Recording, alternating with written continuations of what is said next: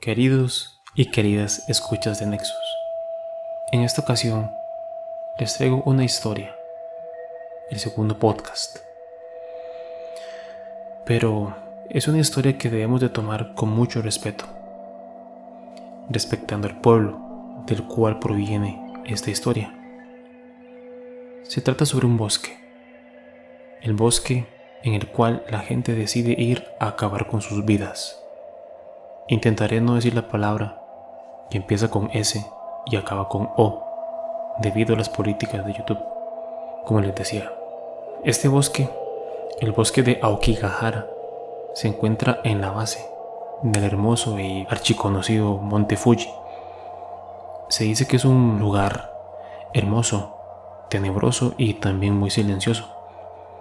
Los lugareños lo conocen como Yukai, que se traduce en español como mar de árboles. Y es interesante también recalcar una situación que me di cuenta durante la investigación de este podcast, que el bosque de Aokigahara es el segundo lugar en el mundo en donde más gente ha acabado con sus vidas. Nada más es superado por el puente Golden Gate en San Francisco, Estados Unidos. El bosque de Aokigahara es un lugar donde aparentemente dicen los lugareños que fallan todos los aparatos electrónicos, la radio, los GPS, todo, porque se dice que aparentemente bajo tierra hay minerales que interfieren magnéticamente con los aparatos electrónicos, haciendo aún más inaccesible el lugar. Recabando un poco históricamente, descubrí durante mi investigación de este podcast que durante el siglo XIX era muy común que las familias más pobres de la zona se internaran en el bosque y dejaran ahí abandonados a sus ancianos y a sus enfermos.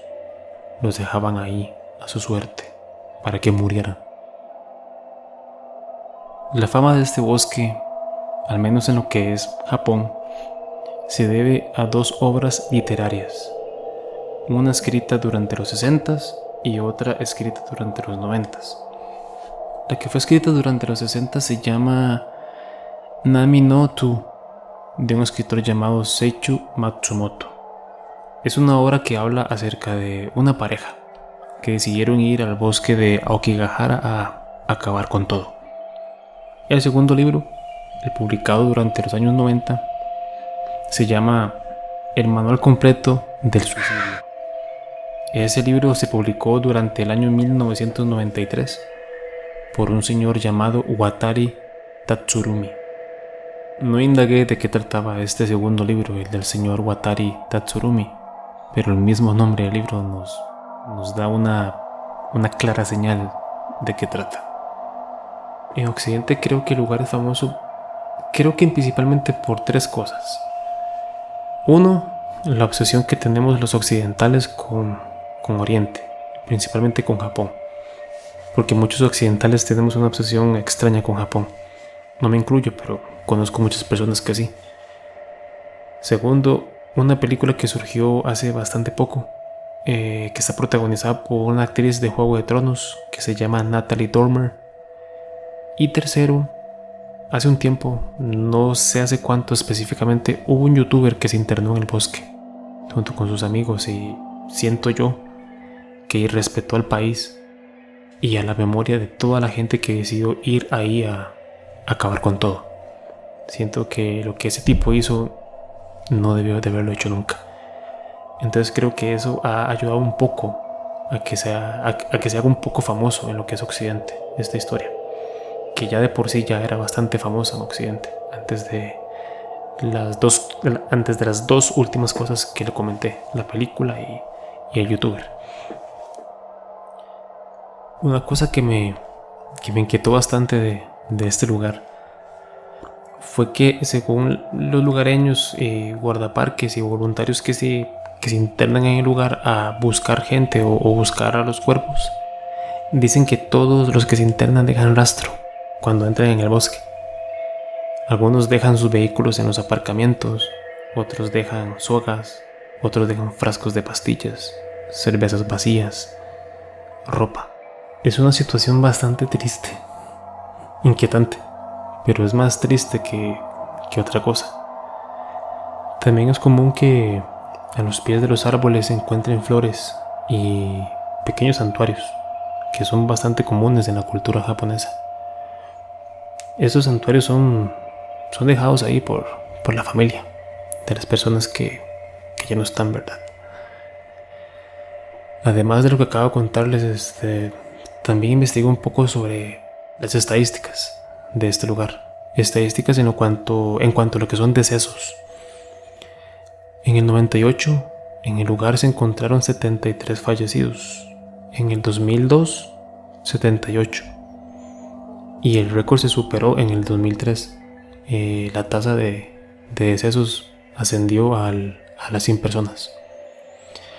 Esto ha sido un motivo fuerte del gobierno local y Japón también, que les ha hecho dejar de informar a la gente, al mundo, sobre la cantidad de gente que decide acabar con todo ahí, para que la gente deje de asociar el bosque con eso, con la muerte, con lo siniestro, con lo macabro, que ese no es el fin, porque al fin y al cabo Aokigahara es un lugar bastante turístico, sumado que está al pie del monte Fuji, que es un lugar sumamente famoso en Japón. Entonces por eso es que se ha dado bastante eso de que ya el gobierno local de ahí no comparte ningún tipo de informe acerca de la gente que ingresa y decide fallecer en el lugar. Continuamos con una parte muy importante de este caso, de este podcast. Quizás es la parte más humana, que nos ayude un poco a entender por qué la gente acostumbra a internarse en este bosque, a acabar con todo. La parte psicológica, que hay dentro de nuestras cabezas, que nos motiva a hacer lo que hacemos. Para esto leí un pequeño extracto que escribió un psicólogo de la Universidad Temple de Tokio, el señor Wataru Nishida. Él mismo dice que una de las razones de muerte principales en Japón es esta: arrancarse la vida del cuerpo. Y él mismo dice que quizás esto sea una cuestión cultural que se viene arrastrando desde hace siglos en la cultura del país, en la cultura japonesa. El señor Nishida hace énfasis en dos cosas: en el harakiri. El harakiri era una costumbre dentro de los samuráis. El harakiri era considerado una muerte honorable. El harakiri consistía en que el samurái, por una razón o por otra, se atravesaba el vientre con su propia espada, obteniendo así una muerte honorable. Los segundos, que quizás sean los más conocidos, son los kamikazes durante la Segunda Guerra Mundial, que son esos pilotos que volaban y se estrellaron con multitud de barcos estadounidenses, obteniendo así estos pilotos una muerte llena de honor. Entonces, con esos dos ejemplos, el señor Wataru Nishida nos deja muy claro que todo esto se cimentó, toda esa problemática se cimentó desde épocas pasadas, desde hace mucho tiempo.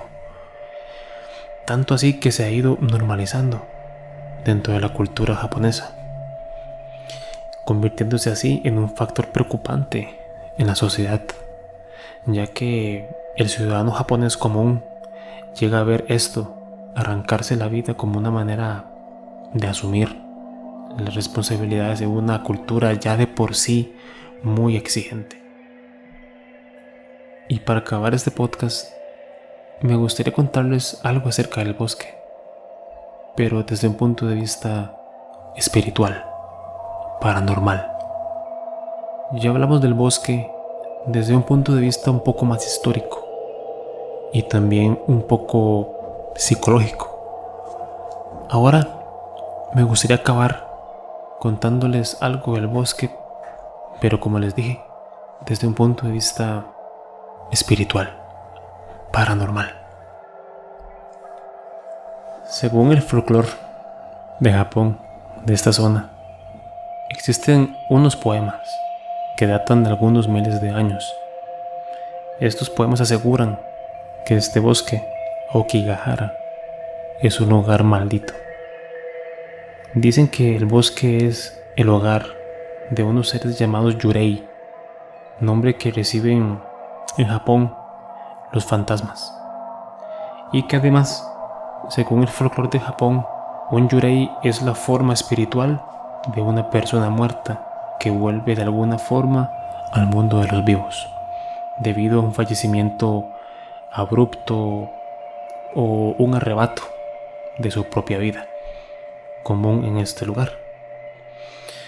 Además de esto, los lugareños dicen que el lugar está habitado por yokais o demonios. Durante mi investigación se me hizo muy difícil encontrar historias paranormales, por no decir que casi imposible. La mayoría de historias eran acerca de personas que se internaban en el bosque, o de videos en YouTube de youtubers internándose en el bosque intentando captar sombras, voces, lo común en un video paranormal. Se me hizo muy difícil, y de hecho que solo encontré una historia. Fue la única que logré encontrar, que para ser sincero no sé si es real. Igual todo lo que cuento aquí queda a discreción de la escucha. O sea, tú decides si es real o no. Yo te traigo la historia y tú decides. Ahí te va la historia. Es muy interesante. La historia que encontré habla de un reportero del Japan Times. Dice que el reportero se metió en el bosque, se internó a investigar el bosque, los casos que sucedían dentro de ese lugar, tan silencioso y tan particular. Resulta que el reportero encontró un cadáver en el bosque, pero lo encontró luego de que escuchó un grito siniestro, un grito macabro que venía desde la parte más profunda del bosque. Dice el reportero que la víctima se encontraba metida en un agujero, como en un hueco en el suelo, debajo de un árbol, y que estaba en posición fetal, acurrucado como un niño, y que estaba acostado sobre un montón de hojas, que las usó como colchón. El reportero dijo también que el torso de aquel cadáver no estaba cubierto, como la mayoría de cuerpos que suelen encontrarse en el lugar. Dice que solo estaba tapado en la parte de las piernas y que llevaba unos pantalones negros. Dice que alrededor del cuerpo había una maleta y un montón de papeles. Y como es común en este bosque, también habían frascos con pastillas, bebidas alcohólicas, cervezas. Dice el periodista del Japan Times que él calcula que este hombre tenía unos 40-50 años aproximadamente. Pero dijo que había muerto muchísimo antes de que él, o sea, el periodista, escuchase aquel estremecedor grito, que no supo de dónde venía. Nada más sabía que venía de la parte más profunda del bosque. Y lo interesante es que lo escuchó precisamente antes de encontrar aquel cadáver. Esa fue la única historia que pude recabar, que pude encontrar durante la investigación de este bosque, de ese lugar tan particular. Con esta historia de reportero acabamos el podcast número 2 del canal. Me habría encantado traerte más información, pero se me hizo casi imposible. Cada sitio que visité se repetía la información una y otra vez. El mismo reporte psicológico la misma información histórica, información turística. Lo más relevante que encontré fue la historia del reportero y el cadáver. Espero algún día poder viajar a Japón e investigar este caso por mi propia cuenta. De momento, hasta aquí llegamos, querida y querido escucha de Nexus. Espero que te haya gustado este relato, tanto como a mí investigar y realizarlo para ti. Nos vemos o nos escuchamos en el siguiente podcast o relato. Hasta luego.